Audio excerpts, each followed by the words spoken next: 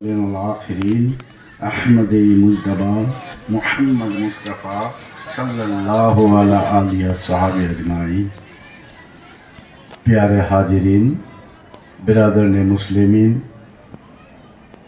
আজকে এই 19 তারিখে বেশ কয়েক বছর ধরে হচ্ছে এর আগে 8 তারিখ দিবাগত রাত হতো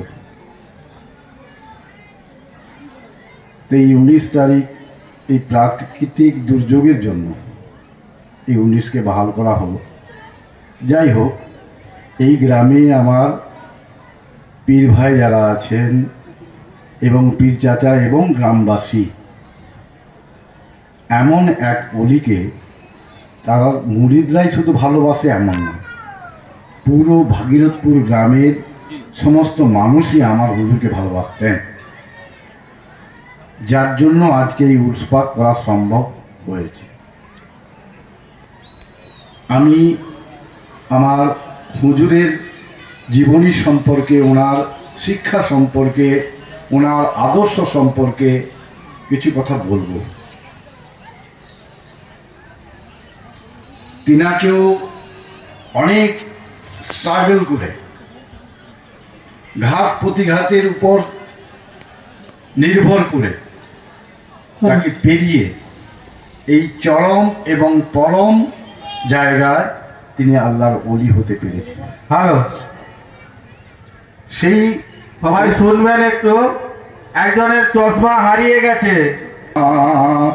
সাল্লে আলা সাইয়্যিদিনা ওয়ালা আলি সাইয়্যিদিনা মৌলানা মুহাম্মদ। আলহামদুলিল্লাহ, আলহামদুলিল্লাহ, এইটুকু কথা বললেই সমস্ত প্রশংসা আল্লাহ।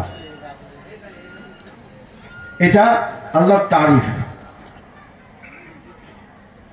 তো আমার হুজুর পাক এই আল্লাহর তারিফের জন্য সূরা ফাতিহাকে বেছে দিয়েছিলেন, আর তাতে সমস্তটাই আল্লাহর প্রশংসা বা তারিফ করা। তিনি একটা লিখেছিলেন হামদ শরীফ, সকল প্রশংসা তোমারি গো খোদা,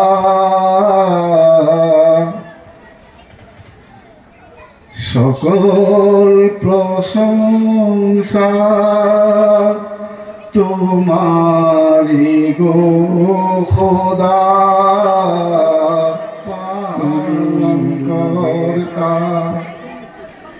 এই শব্দটার মধ্যে এখন আমাদের ঈমান রয়েছে, আল্লাহ বা সবাইকে পালন করছেন। কি গো, ঈমান আছে? মানে হ্যাঁ, আমি যদি কালকে না কাজে যাই তা আল্লাহ এসে আমার ঘর সংসারটা চালিয়ে দেবে, তাই তো? এই তো মানুষের বুদ্ধি, তাই তো?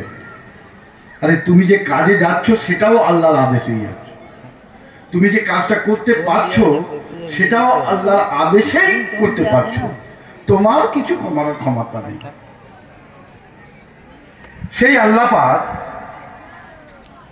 সর্বপ্রথম কি সৃষ্টি করলেন? সর্বপ্রথম কি সৃষ্টি করলেন? আউয়াল মা খালাকাল্লাহু নূরি।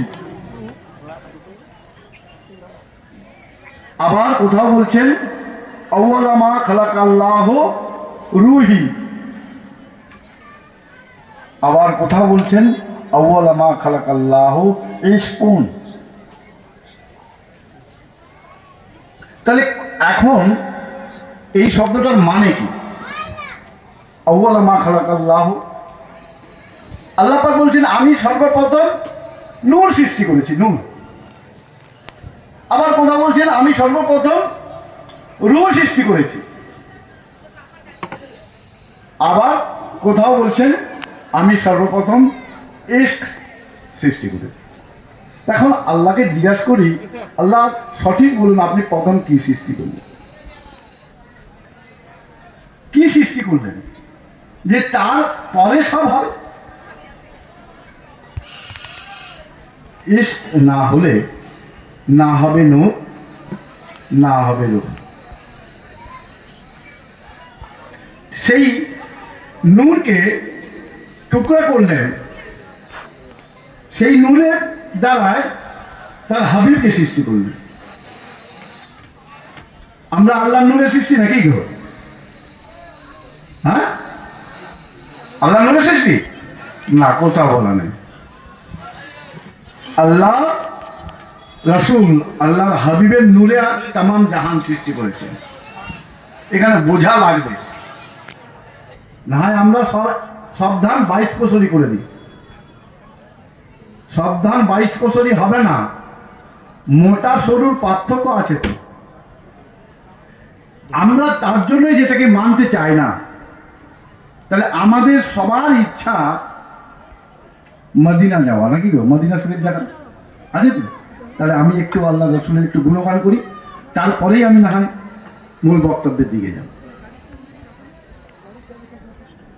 শায়ের বলছেন, নূর কা সাগর नूर की मैं है, नूर का छलका जाम,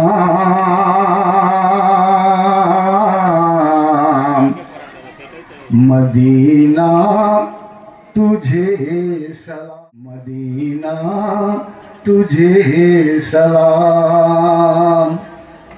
দেখো নূর সৃষ্টি করেছিলেন তো, এই নূরটাকে না ছালকালে ভাঙে না। সে ছালকানার আদি বস্তু হচ্ছে ইশক। তাই শায়ের বলছেন, নূর কা সাগর নূর কি मैं है, नूर का छलका जाम, मदीना तुझे सलाम, मदीना तुझे सलाम। बादे शबाले आ रही है, बादे शबाले आ रही है, खुशियों का पैगाम, मदीना तुझे सलाम, मदीना तुझे सलाम। नूर का सागर नूर की मैं है, नूर का छलका जाम, मदीना तुझे सलाम, मदीना। দেখতে গেলে তাহলে হাজে যেতে হবে নাকি গো? হাজ করতে গেলে যেমন কাবা শরীফ তাই করা যাবে, আবার মদিনা শরীফ জিয়ারত করা যাবে, তাই তো? তবে তো হাজ হবে, নাহলে হাজ হবে কি? এখন বলো তো এটা কি? ফরজ, সুন্নাত, মুস্তাহাব, নফল কিসে পড়ে? হ্যাঁ কি গো? এই আলেমদের দল যাকে উল্টে দিয়েছে, বলছে হজ করা এবং যাকাত দেওয়াটা মালে নেশাবদের জন্য। মালে নেশাব হলে হজ যাকাত। তাহলে বাবা আল্লাহর ফরজ তোমরা পালন করে, বলছে কতগুলো ফরজ আছে? 130টা ফরজ রয়েছে। আল্লাহর আদেশ তো কারোর জন্য মাপ নেই না। তাহলে তোমার কাছে অর্থ নেই, তুমি যাবে কি করে বলো? তাহলে তোমার হাজ হবে না। হ্যাঁ, হাজ হবে না। তাহলে হাজটাও ফরজ, ফরজের মধ্যেই পড়ে। আমরা যারা শরীয়তের মোতাবেক যে হজ করতে যায় সেটাকে বলা হয় হজ্জে আসগারি। হজ্জে আসগারি, ছোট হজ। আর এক হজ রয়েছে, এই ওলি আল্লাহদের কাছে শিখতে হয়, জানতে হয়, দেখতে হয়, বুঝতে হয়, যেটা হচ্ছে হজ্জে আকবরি। তোমার দিলের মধ্যে কাবা রয়েছে, যেটা শরিয়তের কাবাকে তৈরি করেছিল হযরত ইব্রাহিম খলিলুল্লাহ। তিনি ইট পাথর বালি দিয়ে রেতে দিয়ে ওটাকে ওই কাবাকে তৈরি করা হয়েছিল। আর এক কাবা তৈরি করে দিয়েছে খুদ জলিলুল্লাহ, খুদ আল্লাহ পাকই তৈরি করতে পারেন, আর কেউ পারেন না। সেই কাবাতে যদি তুমি হজ করো, তাহলে হজ মানে কি দর্শন দেখা তো নাকি? তোর ঘরের মালিককে ঘরে থাকলে দেখতে পাবে তো। কুলুবিল মুমিনিন আশরাল্লাহ, মুমিনের দিল হচ্ছে আল্লাহ থাকার জায়গা। তাহলে সেখানেই থাকে, তাকে যদি দেখো, হজ করো, দেখো, তাহলে তার দেখা হবে। আল্লাহ দেখা যায়, তাই তো? তো সেই জায়গার যে শায়ের তিনি বলছেন কিভাবে, শহরে নবী কা জর্রা জর্রা,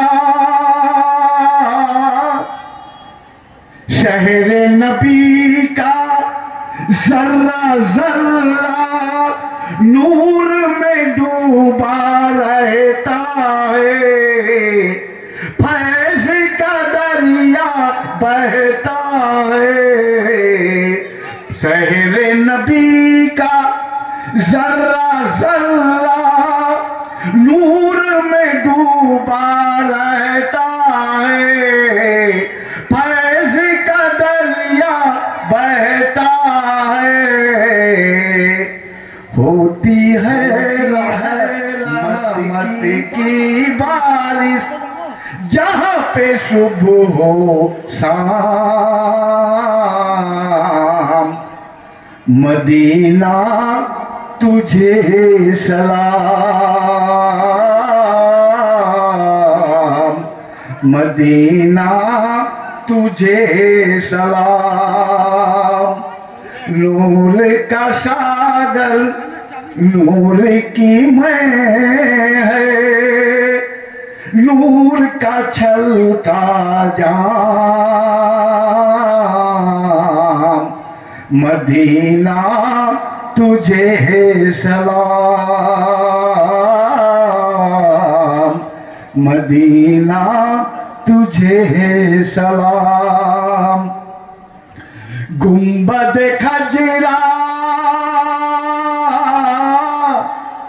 गुंबद खजरा तेरी तक़द्दुस, गुंबद खजरा तेरी तक़द्दुस है, फिरदौस निछावर छाई नूर की चादर है।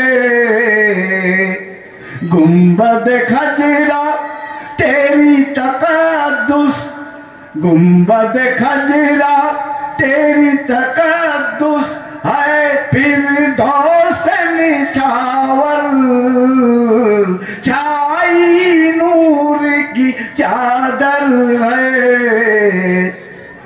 जलवा फगन है गोद में तेरे, जलवा फगन है गोद में तेरे, नबियों का इमाम, मदीना तुझे सलाम, मदीना तुझे सलाम। আমরা যখন দোয়া করি, যাকে তাকে ওই জান্নাতের প্রথম দরজা জান্নাতুল ফিরদৌস তার মধ্যে ঢুকিয়ে দিই, তো আমাদের দোয়া কবুল হয়ে যাবে। হ্যাঁ, জান্নাত কটা? 8টা আছে, তাই তো? তো 8টার মধ্যে সরাসরি যে কোনো মুর্দাকেই আমরা আল্লাহ তাকে জান্নাতুল ফিরদৌসে দাখিল করে দেব। তা আমরা এমনই বোকা যে জান্নাতুল ফিরদৌস একমাত্র রাসূল করিম সাল্লাল্লাহু আলাইহি ওয়াসাল্লাম ছাড়া কারো যাওয়ার উপায় নেই। তার জন্যই সেখানেই তিনি ওই জন্যই বলছেন সাহেব যে জান্নাতুল ফিরদৌস ওখানে নিছাওয়ার রয়েছে। ফিরদৌস ওখানে শব্দগুলো মানে বুঝতে হবে, তবেই তো পাবে, নাহলে পাবে কোথায়? দেখতে পাবে, আমরা দেখতে পাই না তো। আমরা কখন পাবো না মরার পর পাবো। সে বলেছে বলো মরার পর পাবো, এই তো অবশ্যই মরার পর পাবে, কিন্তু সে মরাকে জানতে হবে। যেখানে তোমার সব খতম হয়ে গেল সেখানে তুমি জান্নাতুল ফিরদৌস পাবে, তাহলে কোরআন হাদিসকে উড়িয়ে দাও। কোরআন বলছে মান কানা হাজির আমা ওয়া ফিল আখিরাতি আমা ওয়া দাল্লা সাবিলা। যারা এখানের জ্ঞানী তারা সেখানে জ্ঞানী, যারা এখানে অজ্ঞানী তারা মনে গেলে সব জ্ঞানী হয়ে যাবে নাকি?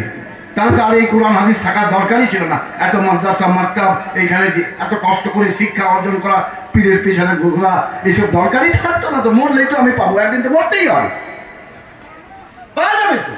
তো সস্তার জিনিস পাবো, এত কষ্ট করে নিতে যাবো কেন? একজন শায়ের বলছে যে এখানে সুখ পেল না, যে এখানে আনন্দ পেল না, সেখানে সে কোনোদিন সুখও পাবে না, আনন্দ পাবে না। জান্নাতে এখানে বিরাজ করতে পারো না, সেখানে দিয়ে জান্নাতে পাবে। হ্যাঁ, এগুলো রয়েছে পীরের কাছে। ওনারা তবে আল্লাহর ওলি হয়েছেন। ওলি, যেটা একটা ওলি শব্দের অর্থ গার্জেন, আবার এক ওলি শব্দ হচ্ছে দোস্ত, আল্লাহর দোস্ত। ওলি আল্লাহ বলা হয়, এমনি ওলি বলা হয় না। ওলি আল্লাহ, আল্লাহর দোস্ত। মানে আমরা সবাই জানি, বুঝলে তো বুঝিনি তো, বোঝার চেষ্টাও করি না, আর বললে শিরক বেদাত, শিরক বেদাত বলে ফতোয়া দিতে শুরু করে দিলাম। মাওলানা রুম তিনি কি করেছিলেন? তিনি মাওলানা নন, এত বড় মাওলানা দুনিয়াতে আর একটা হবে না। 2 পাতা 4 পাতা পড়ে আমরা মাওলানা জাহির করে নিয়ে একটা টাইটেল পেয়ে গেলাম। আর উনিও তো করেছিলেন, উনি আবার 700 মাওলানা রেখেছিলেন। তিনি কি করলেন? তার শিক্ষার অভাব ছিল? তিনি হাজার শামসুত তাবরেজের পায়রাবি না করলে উনি বলছেন আমার এই জীবনটা সার্থকই হতো না। তাহলে এই সার্থক জীবন অর্জন করার জন্যই তো এই ইলমে তাসাউফ, ইলমে মারিফাত এগুলোকে গ্রহণ করতে হবে। আর এরপরে এই ইলমে মারিফাত ওখানে বয়স অনেক আছে, পরে করা যাবে বাবু, এখন ওসব করা চলবে না। এখন যদি না করো আর কখনোই হবে না, এখন যদি না করো কখনোই হবে না। ভাববে আমি এই কাজটা করে নি, একটু ফুরসত পেয়ে গেলে এইবার ওই কাজটা করব, দিনের কাজ করব। কোনোদিন তোমার জিন্দগিতে ফুরসত হবেও না, আর কাজও হলো না। তাহলে তোমার জেলখানা কে নেয়? আল্লাহ শাস্তি দেয়, আল্লাহ শাস্তি দেয়। যে শাস্তি নিজে আল্লাহর কাছে চেয়ে নেয়, সে জান্নাতে যাবে কি জাহান্নামে যাবে সেটাও সে চেয়ে নিয়েছে। আল্লাহ আমি তো জাহান্নামের রাস্তায় তো যাচ্ছি, তো জাহান্নামে দাও, আগুন দাও, বলে আগুনটাও সে সেখানে রাখেনি। দোজখে যে আগুনটা পুড়ে মারবে, সে দোজখে আগুনও নেই, তাহলে কোথায় কি করে পুড়বে? সে আগুনটাও তুমি তোমার নিজের সঙ্গে করে নিয়ে যাচ্ছ, সেই আগুন দিয়ে তুমি নিজেই পুড়বে। এইবার আগুনটা কোথায় পেলে? কেমন আগুন? একজন বলছে, বলে ভাই মালিক, দোজার মালিকের নাম কি? মালিক তো। বলে ভাই মালিক একটু আগুন দে না, আমার একটু দরকার। বলে ভাই আমার কাছে তো আগুন নেই। বলে তুই কি রে ভাই, তুই যে দোজাকের মালিক, তুই এত লোককে পুড়িয়ে মারছিস, তোর কাছে আগুন নেই? বলে না রে ভাই আমার কাছে আগুন নেই। আল্লাহ পাক আমাকে মালিক করে দিয়েছে, কি জন্য জানিস? যে যারা আসবে তারা পুড়ছে কিনা সেটা আমি যে সাক্ষী দেব, আমার কাছে পুড়। তারা নিজের আগুনটা নিজে নিয়ে এসে ওই আগুনে আমার কাছে পুড়ে আর আমি এক বছর দেখিয়ে দিই, খবর দিয়ে দিই। তাহলে সেই কিরকম আগুন, কেমন সে পুরা, ওটাও তো জানতে হবে পীরের কাছে, না অন্য কোথায় পাবে? কেতাবে পাবে? ওই জন্য ও যদি আরেফ হতে হয়, আল্লাহ পাক ওই জন্য তিনি বলছেন, আমার যদি গৌরবের বিষয় হয়, গৌরবের বিষয় দুনিয়াতে একটি আছে, যেটা আমার ফকির ফে কা ইয়া রে, যারা হাসিল করতে পারলো তারা তিনারাই হচ্ছেন আল্লাহর ফকির। আর দেখো আল্লাহর ফকিরের সঙ্গে আল্লাহর সঙ্গে একটু যুদ্ধাযুদ্ধি আছে, কুস্তা কুস্তি, সহ্য করতে পারে না। এক ফকির আসছে, এক জায়গায় গেছেন, তো বলছে বলে আমাদের এই দেশে বৃষ্টি হয়নি, যেমন একটু আগে বাবু বললেন বৃষ্টি হয়নি। নেজামুদ্দিন আউলিয়া ওখানকার দিল্লির বুকে তিনি এক সুতা দিয়ে তাকে সাদকা দিচ্ছেন, তার মায়ের, যে তার সাদকাতে এই বৃষ্টিটা দিন। আর ইনি কি বলছেন? বলছে বাবা আমি দোয়া করব কি করে, যা কাজ করবো সে উল্টা করবে, আমাকে আমার সঙ্গে পটেনি। কি রকম? বলে দেখো বাবা তোমরা বৃষ্টি চাইছো, আচ্ছা যাক, তোমার আগেকার সেই নেংটি পড়তো সব কাপড় বেঁধে, সেই নেংটিটা বলছে যাও এটাকে ধুয়ে মিলে। বলো ধুবো কোথায়, পুকুরে জল নেই। বলে যা কাদা জল আছে ওইটাতেই তুমি একটু ধুয়ে মিলে দাও না। যা মিলে দিল, রোদ ছিল, মাথা ফাটা রোদ, সঙ্গে সঙ্গে যা আলগনিতে দিয়েছে, তারপরে সঙ্গে সঙ্গে একবারে মেঘ হয়ে বৃষ্টি হয়ে পুরো ধুয়ে শেষ করে দেখলেন। আমি বলছিলাম না আমার সঙ্গে আল্লাহর শত্রুতা আছে, আমার ওই নেংটিটাকে শুকাতে দিল না, এত রোদ দিয়েছিল, ওই নেংটিটা শুকাতে দিল, তাকে ধুয়ে দিল। তাহলে আল্লাহর ওয়ালাদের সঙ্গে ওনাদের সব কাজ কিন্তু উল্টা উল্টা লাগবে। আমাদের ব্রেনটা তো উল্টা, আমরা তো সিধা দেখতে জানি না, আর তাদের কাজ লাগবে দেখতে আমাদের উল্টা গুনছে। আমার চাচা পীর, দাদা পীর, তিনি একজন মাস্তান, হাজরত লুৎফর রহমান চিশতি আমার দাদা পীর, উনার পীর ভাই হাজরত মাহবুব আলী চিশতি। আর আমার ঘরে বাপ চাচা করে চারজন, দুজন মস্তানজির মুরিদ, দুজন হাজরত লুৎফর রহমান চিশতির মুরিদ। আমাদের বাড়িতে যদি কোনো কাজ করতে হয় দুজনেরই পীরকে ডাকা হোক। তা এখন মস্তানজিকে বসা দিতে গেছেন পায়ে, বলে আরে বাবা তে করে, উনি একটু হিন্দি কথা বলতেন, বলে তে করে, যে বলছে না অমুক नाम बोलते। बोले अरे मेरा पा में बोसा दे के क्या होगा, मेरा पा में सलाम करने तेरा क्या लाभ, तेरा अपना पा में बोसा देना, मेरा तो पा हुआ लकड़ी का गरिया, गरिया में बोसा दिया और मेरा पा में बोसा दिया, एक ही बात।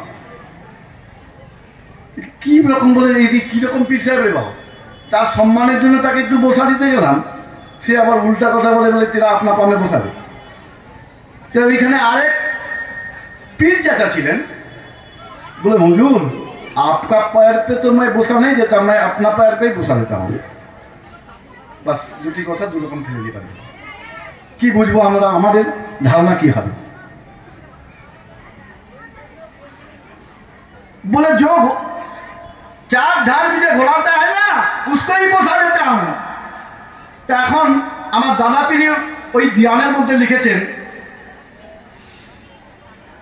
जे हाथ और पैर का अंगली पे साफ साफ लिखा हुआ है अल्लाह का नाम,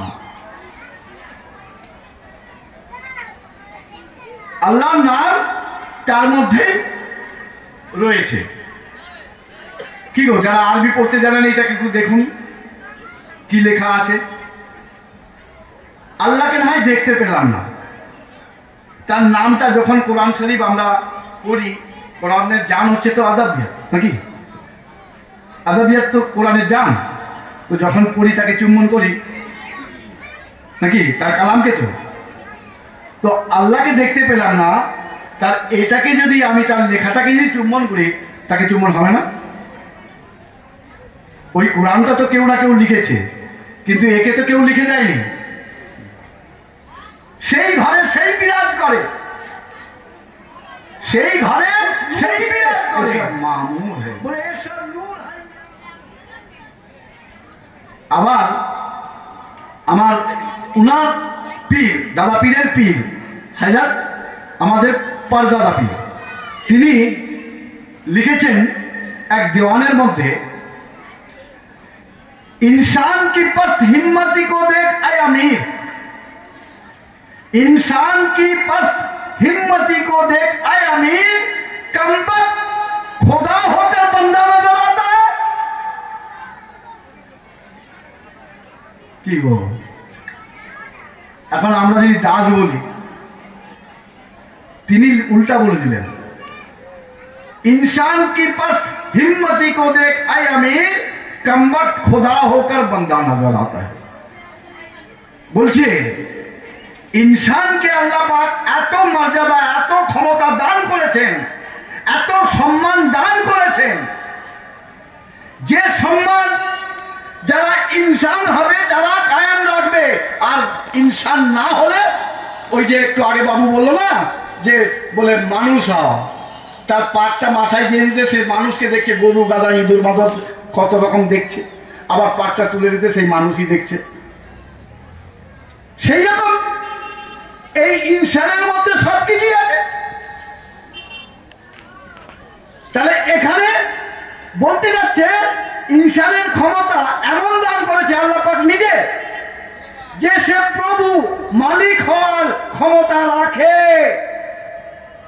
তবু সে নিজেকে বলছে দাস দাস দাস। তুই দাস তো দাসই থাক, আর মালিক হতে দাস যাওয়ার ক্ষমতা করবে, পাবে? তা এখন যদি ছাত্র না হয়ে মাস্টার কেউ হয়েছে? হ্যাঁ বাবা, ছাত্র না হয়ে মাস্টার হয়েছে কেউ? এই শিক্ষা রয়েছে এখানে ওনাদের কাছে। আমার পীরে তরিকত ওনার টাইটেল, আমি পুরো নামটা পড়লাম না, এখানেই খতম করলাম, কেন সময়ের অভাব রয়েছে। যে এই যে তোমার পীরে তরিকত, আমার হুজুরের টাইটেল বান্দায়ে শরিয়ত, পীরে তরিকত বান্দায়ে শরিয়ত, শরিয়তের পাবন্দি ছিলেন। এখানে উনি অনেক দিন ধরে এসেছেন, অনেক পীর ভাই যারা রয়েছে, অনেক মুরিদ রয়েছে, এবং যারা গ্রামবাসী তারাও দেখেছে। রোজা মাসে এলে তিনি রোজা না রেখেই আসতেন না, এখানে এলে তিনি নামাজ না পড়ে থাকতেন না, সবাই দেখেছেন। জুমার সময় এলে জুমাও পড়িয়েছেন। তাহলে পীরে তরিকত বান্দায়ে শরিয়ত, কুল ইসলামে খফি ও জলি, যত কুল সমস্ত ইসলাম ভেদ তত্ত্ব, যেটা খাফি এবং জালি, তার অবগত তিনি ছিলেন। পীর ও মুর্শিদ, আমার পীর ও মুর্শিদ হযরত খাজা গোলাম রহমান চিশতি। গোলাম মানে দাস, কি গো? আবার গোলাম মানে হচ্ছে আজাদ। দাসত্ব করেই তিনি আজাদি পেয়েছিলেন। কেউ দাসত্ব না করে আজাদি পেতে পারে না। আর হযরত লুৎফর রহমানকে জানশীন, হযরত লুৎফর রহমানকে জানশীন, তিনার পীর ছিলেন। ওনার কাছে প্রথম বায়াত হয়ে সমস্ত শিক্ষা, জাহির বাতুন, সমস্ত শিক্ষা তিনি ওনার পীরের কাছেই পেয়েছিলেন। কিন্তু খেলাফত কিছু ফিরকাবাদের জন্য, তখনকার জামানায় আমার দাদা পীরের খলিফা ছিল অনেকেই, 4জন খলিফা হয়ে গেছিল। তাদের কোনো কৌশলে দাদা পীরকে এমন মজবুর করে দেওয়া হয়েছিল যে তিনি কোনোভাবেই ওনাকে ইচ্ছা থাকা সত্ত্বেও দিতে পারলেন না। কোথায় জব্দ হয় জানো? ছেলেরা কোথায় জব্দ হয়? হ্যাঁ হ্যাঁ, যে যার স্ত্রীর কাছে। তুমি যত লম্পঝম্প করো, যাই করো, ও যদি একটা কথা বলে তার নাম মানলে তোমাকেই সে ধ্বংস করে দেবে। তাকে ও খামোশ রাখতে হয়, খামোশ করাতে হয়, সে যে কোনোভাবেই হবে। তো সেই জন্য তিনি লাস্টে বলে, মানে কত বেদনা নিয়ে তিনি বললেন যে আমার দেওয়ার জন্য পাক পর্যন্ত এসে গিয়েছে, আমরা রেডি, জানি উনি পাবেন, সে উরুসে গিয়েছি, কিন্তু ফল হয়ে গেল আলাদা, কোনো মজবুরি। যাক, আমি সেদিকে যাচ্ছি না। এই রকম প্রত্যেকেই জানবে একটা মজবুরি থাকে। তবে তিনি আদেশ দিয়ে চলে গেলেন, আমার পরে যিনি খালিফা আছেন হযরত আব্দুর রহমান চিশতিকে ইশারা করে দিয়ে গেছিলেন যে ইনাকে সেই পাক দেয়া হবে। তো তিনি খুব মানে মুসলিম গিয়েছিলেন, এই জন্য তিনি জানশীন ছিলেন। কেন জানশীন? জানশীন শব্দের অর্থ কি?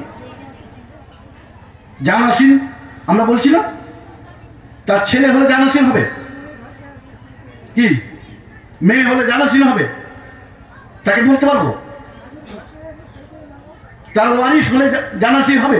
হ্যাঁ হবে। ওয়ারিশ দু ধরনের হয়। এক, ওয়ারিশ হয় বাপের সন্তান সন্ততিরা, যারা ছেলে মেয়ে, যারা বাপের যা থাকবে, ছেলে পাবে 2 ভাগ, মেয়ে পাবে 1 ভাগ। মেয়ে 1 ভাগ পেলে ছেলে পাবে 2 ভাগ। এটা ইসলামের নিয়ম রয়েছে। সেই নিয়ম অনুযায়ী সেখানে করে দেওয়া হল। আর এক সন্তান আছে, যত মুরিদ রয়েছে তারা হচ্ছে রোহানির অংশীদার। রোহানি অংশীদার, রোহানি সম্পত্তি যা আছে তারাই একমাত্র নিতে পারে মুরিদ, অন্য কেউ না। কোনো ছেলে মেয়ে স্ত্রী বা কেউ রিশতেদার তারা পাবে না, পেতে পারে না। হ্যাঁ, ছেলে যদি মুরিদ হয় তাহলে সেও পেতে পারে, সে দুটো পেতে পারে।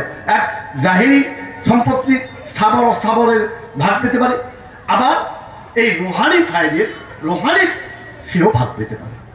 কিন্তু যদি না মুরিদ হয় তাহলে পাবে না। তিনি এমনই ভালোবাসতেন, খালিফা ছিলেন, তবুও তিনি কোথাও প্রোগ্রাম করতে গেলে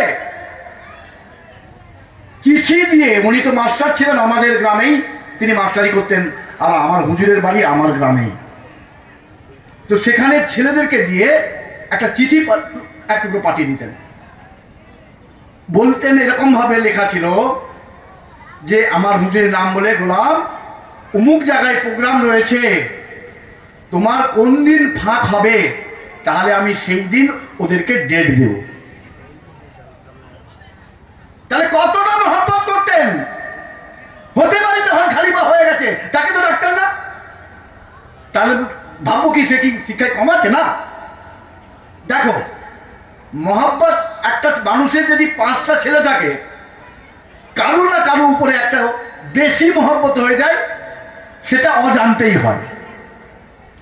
তেমনি আমার হুজুরকে দাদা হুজুর এত বেশি মহব্বত করতেন, যার জন্য সেই টাইটেল উনি বলে যাননি, আল্লাহ তরফ থেকে হয়ে গেল যে লুৎফর রহমান কি জান নসীম। আর হযরত আব্দুর রহমান শাহী, তিনি এই এই খেলাফত নামা ওখান থেকে পেলেন, এবং এই শাহীতে তিনি বাদশাহী করে গেলেন। সব মুরিদের উপরে ছড়ি ঘুরিয়েছেন না? তাহলে তাকে সৈয়দের শাহ বললে কি ভুল হয়ে যাবে? সৈয়দ বললে ভুল হয়ে যাবে? সৈয়দ মানে তো সর্দার, তাহলে মুরিদের উপরে সর্দারিত্ব করে গেছেন। জাহেরি সৈয়দ সে আলাদা, আর সৈয়দ ওই যে বললো কানা ছেলের নাম পদ্মলোচন, নাম রাখলাম কানা ছেলে, তার নাম রাখলাম কি পদ্মলোচন।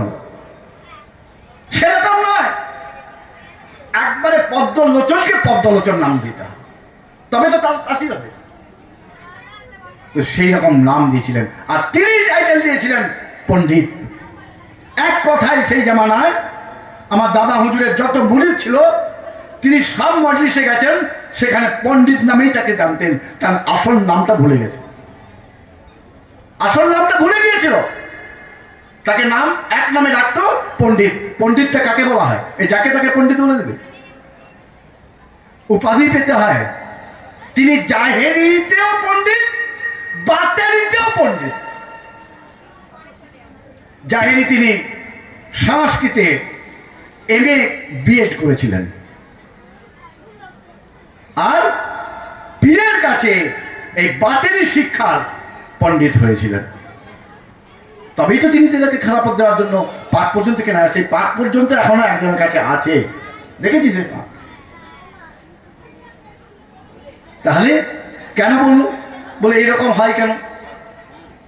একটু আগেই বলেছি একটু কমজোরি কিছু থাকে, সেই কমজোরিটাকে ফলালো কেন? তো এটা তো আল্লাহ রসুলের কথা, আমার কথা নয়। আল্লাহ রসুল বলেছে না, আমার পরে 72 বলো 73 ফিরকা হবে, তার মধ্যে একটি জান্নাতে যাবে, একদল জান্নাতে যাবে। তো হওয়া তো স্বাভাবিক। আজকে যারা সামনে থাকতো তারা বাদ, আর যারা দূরে লুকিয়ে বসে থাকতো তারা হচ্ছে বড় বাবু। এটা জাহেরি আছে, এতে কোনো দুঃখ নেই। কেন? যে যার এই জবানে মুখ খুললে তার মধ্যে কতটা মাল আছে বলে যাবে, টিপতে হবে। টাইম হয়ে গেছে নাকি? মুশকিল ব্যাপার। এই তো বললাম, ওই জন্য বলছিলেন না অনেক টাইম আছে। আসল কথাটাই তো বলা হলো না। এর রাজ ওখানে পাওয়া যায়, যদি না পাওয়া যায় ওই হাত দিয়ে মুড়ি ধরে কোনো লাভ নেই। ওই জন্য আল্লাহ রাসূল বলেছিলেন, ইয়া আইয়ুহাল্লাযীনা আমানু তাকুল্লাহা হাক্কা তুকাতিহি ওয়া লা তামুতুন্না ইল্লা ওয়া আনতুম মুসলিমুন। হে আমার বিশ্বাসীরা, তোমরা মুসলমান না হয়ে মরো না। কিন্তু বললে কি হবে? জাহান্নামে যাবে। মুসলমান হয়ে যদি মরতে পারো, তাহলে মুসলমান কবে হলাম? কবে হলাম মুসলমান? কেন আমরা যে নামাজ পড়তে যাই, ওই মুসলমানের ঘরে জন্ম নিয়েছি, গোশ খাচ্ছি, নামাজ পড়ছি, হজ করছি, যাকাত দিচ্ছি, মুসলমান নয়? তো আল্লাহ রাসূল জানতেন না যে তোমরা মুসলমানের ঘরে এসেছো, গোশ খাচ্ছ, কালমা পড়ছো, যাকাত দিচ্ছ, তবু তোমাদের জন্য উদ্দেশ্য করে বলে দেয়, ইয়া আইয়ুহাল্লাযীনা আমানু তাকুল্লাহা হাক্কা তুকাতিহি ওয়া লা তামুতুন্না ইল্লা ওয়া আনতুম মুসলিমুন। কেন মুসলমান হতে হবে? বলে আবার কি করে মুসলমান? কালমা পড়ে। আল্লাহ রাসূল মুসলমান কেমন করে করেছিলেন? কালমা পড়িয়ে তো নাকি? তো সে কালমা কারোর কাছে পড়েছে? হ্যাঁ, কালমা পড়েছে তো মুসলমান হয়ে গেছে।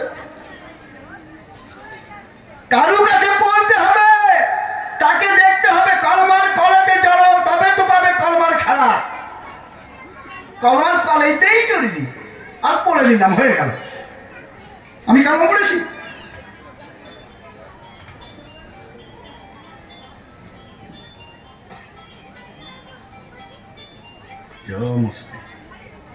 কালমা সাধারণ জিনিস নয়, সেই 12টা তোমাকে জানতে হবে। সেই 12টার খেলা আর ওর মধ্যেই আছে, আর তখনই সে মুসলমান হবে, তার আগে মুসলমান বলে কেউ দাবি করতে পারবে না। এই মুসলমান আর যদি না হয়, তাহলে তোমার নাজাত পাওয়ার কোনো উপায় নেই।